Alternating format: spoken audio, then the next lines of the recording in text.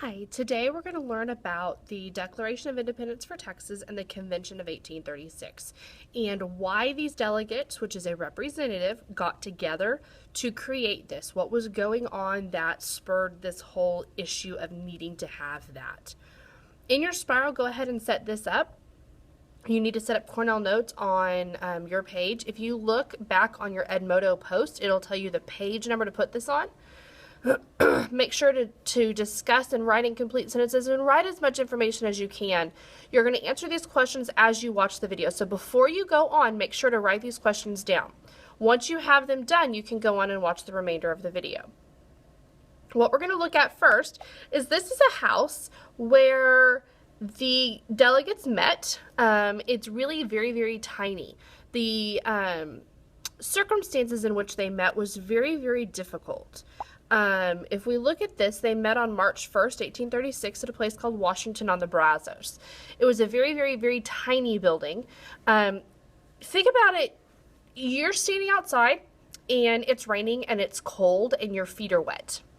You're probably not in the best of moods, right? That's exactly what these men were doing. Even though they had a roof over their head, a lot of these buildings back in this time period didn't have a floor. So their mood was one of, I'm done, I'm finished, let's move on with this.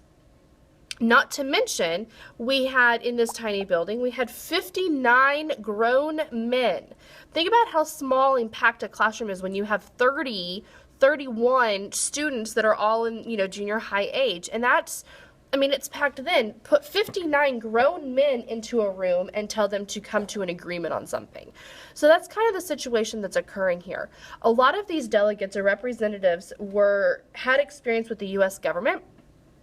So they kind of knew how a government was supposed to work and how meetings were supposed to work. The guy who was in charge, his name was Richard Ellis.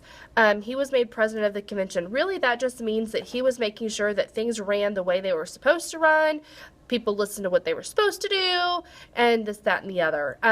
Of these 59 delegates, you have several people who are of prominence. You have Sam Houston was there. You have several others that we will talk about later, Mirabeau Lamar and people like that.